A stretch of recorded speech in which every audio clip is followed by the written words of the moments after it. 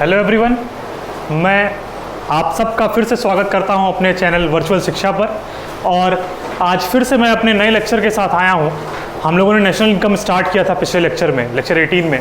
आज मैं लेक्चर 19 के साथ आया हूं, जिसमें हम लोग नेशनल इनकम के कुछ इंपॉर्टेंट टर्म्स को पढ़ेंगे, कुछ फॉर्मूलाज को समझेंगे, कुछ छोटे छोटे चीज़ों को समझेंगे, जिससे कि हम उनके फॉर्मूलाज को, उनके प्रॉब्लम्स को, उनके न्यूमेरिकल्स को सॉल्व करने में हेल्प मिल सके हमें, जिसकी वजह से हमें कोई दिक्कत ना हो आगे। इसलिए आज वो क्लास बहुत बेसिक लेवल पर हम लोग लेकर के चलेंगे, लेकिन बहुत इंपॉर्टेंट क्लास होगी। चलिए हम लोग बात करते हैं आज के टॉपिक की। एक टर्म है डोमेस्टिक टेरिटरी, जिसका इस्तेमाल हमेशा होता है और कई बार सब लोग कंफ्यूज होते हैं कि क्या है डोमेस्टिक टेरिटरी। क्या डोमेस्टिक टेरिटरी ही डोमेस्टिक इनकम है? क्या डोमेस्टिक इनकम डोमेस्टिक टेरिटरी में कोई डिफरेंस है? और क्या है डोमेस्टिक टेरिटरी? आज पहले हम डोमेस्टिक टेरिटरी समझेंगे और उसके बाद हम समझने की कोशिश करेंगे कि डोमेस्टिक इनकम से कैसे ये अलग है, और किस तरह से अलग ही नहीं बिल्कुल अलग है, और डोमेस्टिक इनकम क्या होता है, और किस तरीके से हम लोग डोमेस्टिक इनकम नेशनल इनकम को देखते हैं, किस तरीके से डोमेस्टिक इनकम नेशनल इनकम से अलग है। ये सारी चीज़ें आज हम लोग समझने की कोशिश करेंगे। तो पहले हम लोग शुरू करते हैं डोमेस्टिक टेरिटरी। डोमेस्टिक टेरिटरी की जिस तरह से हम लोगों ने डेफिनेशन लिखी है, इसमें लिखा है economic territory is the geographical territory administered by a government within which persons, goods and capital circulate freely. अब इसमें सबसे पहला सवाल तो ये उठेगा कि इकोनॉमिक टेरिटरी का मतलब क्या हुआ। हम तो डोमेस्टिक टेरिटरी पढ़ रहे थे, तो जब हम लोग इकोनॉमिक्स पढ़ते हैं तो डोमेस्टिक टेरिटरी को हम लोग इकोनॉमिक टेरिटरी ही कहते हैं। ठीक है, आपको डोमेस्टिक टेरिटरी कहा जाए या इकोनॉमिक टेरिटरी कहा जाए, इकोनॉमिक्स में वो दोनों सेम बात है। Economic territory is the geographical territory. कौन सी geographical territory? Administered by a government within which persons, goods and capital circulate freely. मतलब क्या हुआ इसका? हर वो जगह जहां पर, बहुत सिंपल भाषा में अगर मैं बताऊं, जैसे मान लीजिए कि मैं सिंगापुर में खड़ा हूं, ठीक, और ऊपर से एयर इंडिया जा रही है, हमारी कोई एयरक्राफ्ट जा रही है, हमारा कोई एयरप्लेन जा रहा है और वो एयर इंडिया का है। तो जैसे ही मैं वो देखूंगा कि उस पर एयर इंडिया लिखा है, तो वो कहीं भी जा रही हो, वो हमारी डोमेस्टिक टेरिटरी में। मेरी बात समझ में आ रही है? जिस चीज को भी देख के हम ये कह सकें कि नहीं ये हमारे देश की है, वो सब चीज हमारे डोमेस्टिक टेरिटरी में आती है। अगर मैं कहूं विदेश में कहीं इंडियन एम्बेसी है, मैं पैदल चलता हुआ जा रहा हूं, वो देखो इंडियन एम्बेसी, अच्छा ये हमारी डोमेस्टिक टेरिटरी है। यानी कि जिस चीज को देखकर मैं ये कह सकूं कि ये इंडिया की है, वो सब इंडिया की डोमेस्टिक टेरिटरी में आएगी। इससे फर्क नहीं पड़ता कि वो इंडिया की बाउंड्री के अंदर है या नहीं है। मेरी बात समझ में आ रही है? यही बात ये कह रहा है, जो गवर्नमेंट के द्वारा एडमिनिस्टर्ड होती है और जिसमें गुड्स, पर्सन्स हो सकते हैं, गुड्स हो सकते हैं, कैपिटल हो सकते हैं, जिसमें कहीं भी वो सर्कुलेट कर सकते हैं फ्रीली। कहीं भी सर्कुलेट करें, इंडिया के अंदर करें, इंडिया के बाहर करें, अगर उनको देखकर हम दूर से कह सकते हैं कि भैया इंडियन है, तो वो इंडिया की डोमेस्टिक टेरिटरी है। मेरी बात क्लियर हो रही है? ठीक है, तो डोमेस्टिक टेरिटरी को हम लोगों ने समझा। अब देखिए एग्जाम्पल है, मैंने शिप्स और एयरक्राफ्ट दिया है। शिप है, मान लीजिए पानी के रास्ते चल रही है, वो इंडिया की बाउंड्री क्या थोड़ा सा बाहर कहीं किसी और देश में है, ठीक है, उस देश में अगर वो चल रही है और हम उसको देख के कह दें कि इंडिया की शिप है, तो इसका मतलब वो इंडिया की डोमेस्टिक टेरिटरी है। मेरी बात समझ में आ रही है? ठीक है, डोमेस्टिक टेरिटरी को उस शब्द से मत समझिएगा कि डोमेस्टिक टेरिटरी का मतलब कि ये इंडिया का कुछ इस तरह का बॉर्डर है, इस बॉर्डर के अंदर जो चीज होगी वही डोमेस्टिक टेरिटरी। नहीं, जो भी चीज को हम देख के कहीं भी विश्व में कहीं भी देखकर कह सकें कि ये इंडिया की है, वो सब चीज डोमेस्टिक टेरिटरी में। बात समझ में आ रही है? अब हम लोग थोड़ा आगे बढ़ते हैं, जिसमें एक बहुत इंपॉर्टेंट टॉपिक है, conversion of domestic income into national income. बात उठती है कि डोमेस्टिक इनकम क्या है और नेशनल इनकम क्या है। अगर हमको ये जानना है कि किस तरीके से हम डोमेस्टिक इनकम को नेशनल इनकम में चेंज कर सकते हैं, तो पहले तो हमको ये जानना पड़ेगा ना कि डोमेस्टिक इनकम क्या होता है और नेशनल इनकम क्या होता है। जब हम लोगों ने अपनी पिछली क्लास की थी, तो हम लोगों ने नेशनल इनकम के बारे में बात किया था। मैंने बताया था कि it is the sum total of factor income which is earned by the normal resident of a country with in an accounting year. मैंने ये बात कही थी, जिसमें मैंने फैक्टर इनकम टर्म को बताया था, मैंने नॉर्मल रेसिडेंट टर्म को बताया था। लेकिन सर आपने नेशनल इनकम तो बताया था, आज बताइए डोमेस्टिक इनकम क्या है। किस चीज को हम डोमेस्टिक इनकम कहेंगे और किस चीज को हम डोमेस्टिक इनकम से अलग नेशनल इनकम कहेंगे। अब मेरी बात समझिएगा, मान लीजिए कि मान के लीजिए ये हमारा इंडिया का मैप है। ड्राइंग पे मत जाइएगा, मेरी ड्राइंग बहुत ही गंदी है और ऊपर से ये मार्कर और बोर्ड बहुत मुश्किल है, इसलिए भावनाओं को सिर्फ समझिएगा, ठीक है। मान लिया कि ये डोमेस्टिक, ये हमारी कंट्री की बाउंड्री है, ठीक है। यहाँ पर कोई इंडियन एम्बेसी काम कर रही है, यहाँ पे कोई इंडियन एम्बेसी काम कर रही है, यहीं पे कोई फॉरेन एम्बेसी है, मान लीजिए फॉरेन एम्बेसी है। डोमेस्टिक इनकम कहता है कि जो भी चीजें इस बाउंड्री के अंदर हैं, जो भी चीजें, वो सारी चीजें डोमेस्टिक इनकम में आएंगी, चाहे वो इंडिया की हो चाहे वो फॉरेन की हो। मेरी बात समझ में आ रही है? चाहे वो इंडिया की हो चाहे वो फॉरेन की हो, जो भी चीजें हमारे इस बाउंड्री के अंदर आ रही हैं, वो सारी चीजें डोमेस्टिक इनकम में गिनी जाएंगी। लेकिन हम लोगों ने नेशनल इनकम में क्या पढ़ा था कि सिर्फ नॉर्मल रेसिडेंट गिने जाएंगे, यानी जिनका इकोनॉमिक इंटरेस्ट इंडिया में हो। अब ये जो फॉरेन एम्बेसी है, ये इसकी इकोनॉमिक इंटरेस्ट इंडिया में थोड़ी ही होगी, इसकी इकोनॉमिक इंटरेस्ट तो जहां की है, ये वहां पे इसका इकोनॉमिक इंटरेस्ट होगा। लेकिन डोमेस्टिक इनकम कहता है कि अगर वो बाउंड्री के अंदर है तो वो सब कुछ डोमेस्टिक इनकम में ऐड किया जाएगा। लेकिन नेशनल इनकम क्या कहता है कि नेशनल इनकम कहता है कि अगर इस बाउंड्री में है और साथ ही साथ वो विश्व में कहीं भी है, विश्व में कहीं भी है, अगर वो यूएस में ही है और उसका इकोनॉमिक इंटरेस्ट हमारे कंट्री के अंदर लाई करता है, तो उसकी भी इनकम को हमारी कंट्री में ऐड किया जाएगा, डोमेस्टिक इनकम में उसको ऐड किया जाएगा और उसको नेशनल इनकम माना जाएगा। यानी कि नेशनल इनकम कहता है कि इंडियन जो भी हैं जिनकी इकोनॉमिक इंटरेस्ट इंडिया के अंदर रहकर इंटरेस्ट हो, इकोनॉमिक इंटरेस्ट, या इंडिया के बाहर रहकर भी उनकी इकोनॉमिक इंटरेस्ट अगर इंडिया में है, तो उसको हम लोग नॉर्मल रेसिडेंट में लेते हैं और वो हमको नेशनल इनकम में मिलता है। लेकिन डोमेस्टिक इनकम तो इनको भी ले रहा है। अब सवाल, मैंने हेडिंग यहां लिखा है कि conversion of domestic income into national income.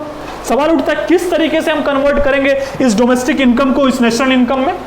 अगर बताइए नेशनल इनकम क्या कहता है? नेशनल इनकम कहता है कि जो भी नॉर्मल रेसिडेंट है, मैं कह रहा हूं कि अगर मैं इसको, इस फैक्टर, ये जो फॉरेन की एम्बेसी है, अगर इसको मैं एक्सक्लूड कर दूं, निकाल दूं, डोमेस्टिक इनकम में से डिफरेंस ले लूं, उसको माइनस कर दूं और इस बाहर वाले नॉर्मल रेसिडेंट को अपने में इंक्लूड कर लूं, जोड़ लूं, तो क्या ये डोमेस्टिक इनकम नेशनल इनकम नहीं बन जाएगा? बिल्कुल बन जाएगा, सीधी सी बात है। और जो बात मैंने यहां फिगर से समझाई, देखिए जो कहानी लिखी है वो उसी तरीके से है। We exclude from domestic income that part of factor income which belongs to non resident, क्योंकि ये कौन है? फॉरेन एम्बेसी, ये हमारे लिए नॉन रेसिडेंट है। मैंने बताया है पिछली क्लास में नॉन रेसिडेंट क्या है, ये हमारे लिए नॉन रेसिडेंट है within our domestic territory. तो इनको हम क्या करेंगे? एक्सक्लूड करेंगे। क्यों एक्सक्लूड करेंगे? क्योंकि हमको डोमेस्टिक इनकम को नेशनल इनकम में कन्वर्ट करना है। मेरी बात समझ में आ रही है? दूसरा पॉइंट, मैंने कहा कि इनको एक्सक्लूड तो कर रहे हैं, इनको इंक्लूड भी तो करना पड़ेगा ना बाहर वालों को, जो जिनकी इकोनॉमिक इंटरेस्ट यहाँ है, जो नॉर्मल रेसिडेंट में आ रहे हैं। तो चलिए वी ऐड, या फिर यहां हम लिख सकते हैं we include to domestic income that part of factor income which our residents earn from the rest of the world. कहीं से भी जो हमारे रेसिडेंट्स कहीं से भी जो भी कमा रहे हैं, जो भी उनकी इकोनॉमिक इंटरेस्ट है, अगर वो अपने देश में भेज रहे हैं तो उन चीज को हमको इंक्लूड करना पड़ेगा। और जो फॉरेन एम्बेसीज, फॉरेन चीजें हैं जो हमारे देश में हैं, जिनका इकोनॉमिक इंटरेस्ट हमारे देश में नहीं है, उनको हमको एक्सक्लूड करना पड़ेगा। तभी हम कहेंगे कि हमारा डोमेस्टिक इनकम अब नेशनल इनकम बन चुका है, यानी उसमें कन्वर्ट हो चुका है। मेरी बात समझ में आ रही है? अगर आपको इस डोमेस्टिक टेरिटरी और conversion of domestic income into national income में कोई भी कंफ्यूजन हो, आप कमेंट बॉक्स में कमेंट करिए, मैं फिर से इसको समझाऊंगा। लेकिन मुझे लगता है दिक्कत नहीं होगी। अगर आप इसको देखने के बाद अपनी बुक्स को एक बार भी पढ़ लेंगे तो आपको दिखेगा कि बहुत आसान है, बहुत ईजी कॉन्सेप्ट है। ठीक है, अब हम लोग थोड़ा सा और आगे बात करते हैं। ठीक है, तो हम लोगों ने डोमेस्टिक टेरिटरी समझ लिया और हम लोगों ने समझा कि डोमेस्टिक इनकम को किस तरीके से हम नेशनल इनकम में कन्वर्ट कर सकते हैं। अब कुछ टर्म्स हैं छोटे छोटे जो आते हैं न्यूमेरिकल्स में, उनका काफ़ी यूज़ है, इसलिए मैं सोचा कि इसको पहले बता दूं।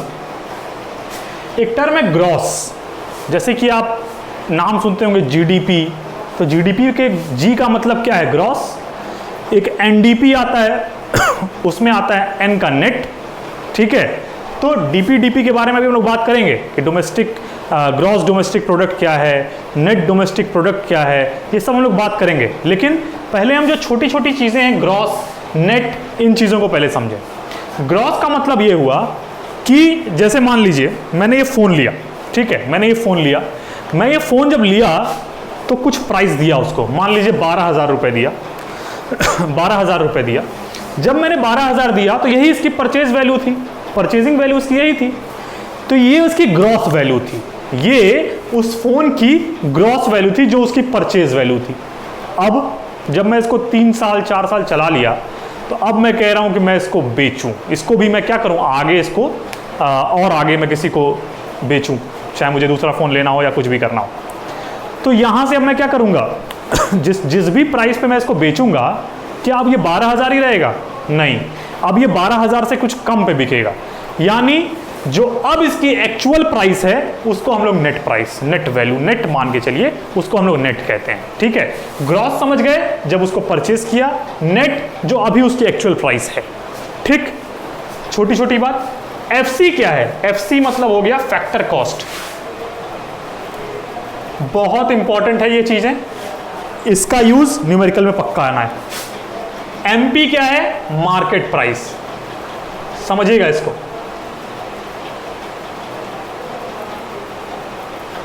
फैक्टर कॉस्ट का मतलब क्या हुआ और मार्केट प्राइस का मतलब क्या हुआ? जैसे कि मान लीजिए ये फोन है, हाँ, जब इस फोन को प्रोड्यूसर्स ने बनाए होंगे, जब बनाया होगा इसको मैन्युफैक्चररों ने, तो 12,000, मान लीजिए 10,000 कॉस्ट आई इसकी, 10,000 उसको कॉस्ट लगा इस फोन को बनाने में, तो क्या बेचेगा भी 10,000 में? नहीं, वो क्या करेगा, बेचेगा कुछ एक्स्ट्रा में, 12,000 में बेचा। ठीक, तो जितने में उसका कॉस्ट ऑफ प्रोडक्शन, इस फोन को बनाने में जितने की इसकी कॉस्ट आई, उसको हम लोग कहते हैं फैक्टर कॉस्ट। ठीक, और जब मार्केट प्राइस की बात होती है तो वो सेलिंग प्राइस होती है, जिस प्राइस पे वो उसको बेच रहा है। ठीक है, तो मार्केट प्राइस का मतलब हो गया सेलिंग प्राइस और फैक्टर कॉस्ट का मतलब हो गया कॉस्ट ऑफ प्रोडक्शन।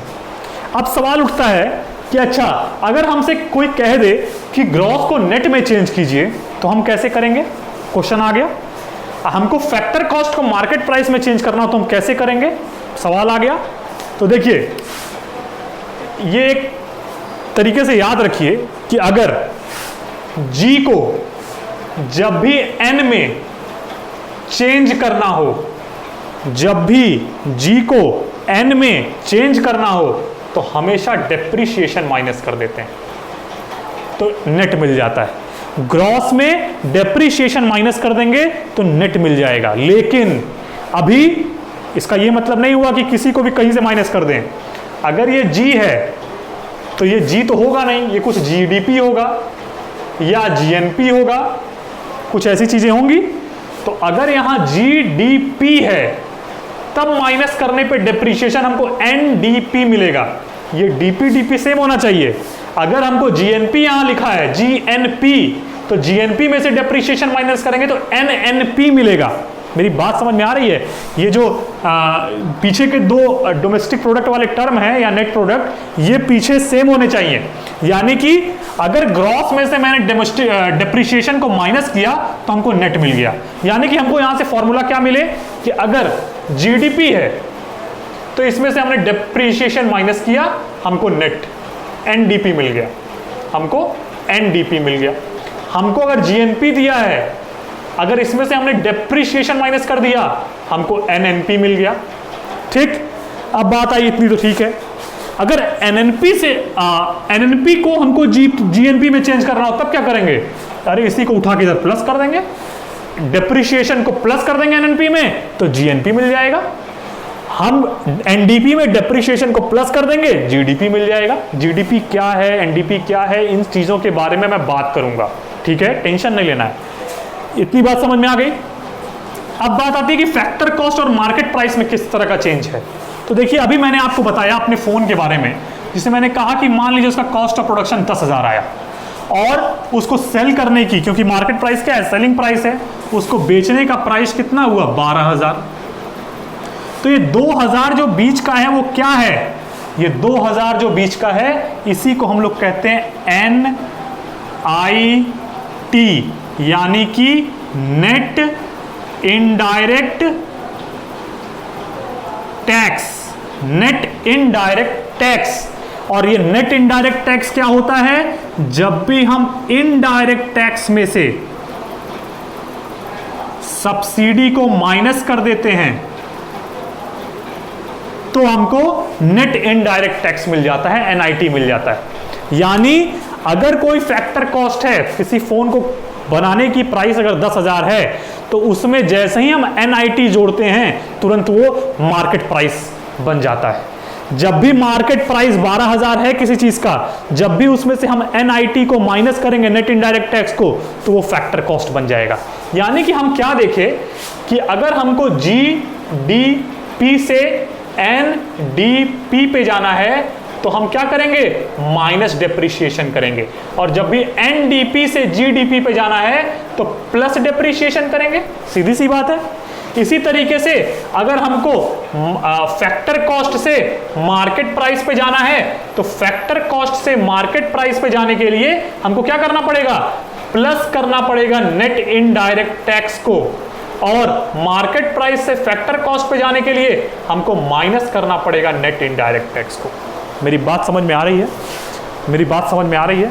तो यानी कि हम लोगों ने क्या समझा, हम लोगों ने देखा कि ग्रॉस क्या है, नेट क्या है, फैक्टर कॉस्ट क्या है, मार्केट प्राइस क्या है। न्यूमेरिकल में अगर हमको दिया हुआ है कहीं पे GDP दी हुई है और डेप्रिसिएशन दिया हुआ है, तो उस तरीके से हम किस तरीके से NDP पे पहुंचेंगे, उसको माइनस कर देंगे, ये हम लोगों ने समझ लिया।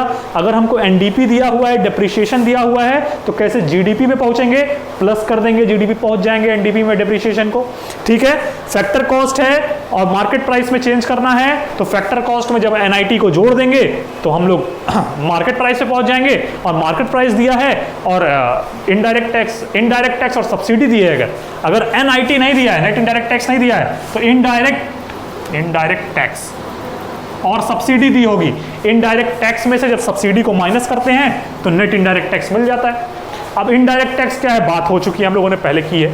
सब्सिडी के बारे में हम लोगों ने बात की है। इनडायरेक्ट टैक्स और सब्सिडी बहुत ही आसान चीज़ है, पिछला वीडियो आप लोग देखिएगा, आप लोगों को समझ में आ जाएगा। तो ये सारी चीज़ें हम लोगों ने आज डिस्कस की, जिसमें छोटी छोटी चीज़ों के साथ साथ बहुत इंपॉर्टेंट चीज़ों के बारे में हम लोग, ये बहुत इंपॉर्टेंट है, आप लोग जब न्यूमेरिकल सॉल्व करेंगे तो आपको दिखेगा कि इन्हीं का इंपॉर्टेंस है ही। ठीक है ना, ये बहुत बेसिक्स है, लेकिन इसी बेसिक्स से हम लोग फाउंडेशन तक पहुंचते हैं। ठीक है, तो ठीक है, ये था मेरा आज का लेक्चर नंबर 19, जिसमें हम लोगों ने डोमेस्टिक टेरिटरी के बारे में बात की। हम लोगों ने डोमेस्टिक इनकम को किस तरीके से नेशनल इनकम में कन्वर्ट करना है इसके बारे में बात किया। ग्रॉस क्या है, नेट क्या है, फैक्टर कॉस्ट क्या है, मार्केट प्राइस क्या है, कैसे एक दूसरे में इनको चेंज करना है, इनके बारे में हम लोगों ने आज बात कर ली। अब हम लोग जब नया वीडियो लेकर के आएंगे तो हम लोग समझने की कोशिश करेंगे कि ये GDP जो मैं लिख रहा हूँ, इस GDP का क्या मतलब है और इस GDP का क्या इतना यूज है, क्यों ये इतना GDP चलता है। अब अगले लेक्चर में हम लोग और आगे बढ़ेंगे। तब तक मेरा वीडियो देखते रहिए, इसको लाइक कीजिए, शेयर कीजिए, सब्सक्राइब कीजिए, जो आपका राइट साइड में जो बेल आइकन है उसको प्रेस कीजिए ताकि आपको नोटिफिकेशन लगातार मिलती रहें। तब तक के लिए थैंक यू।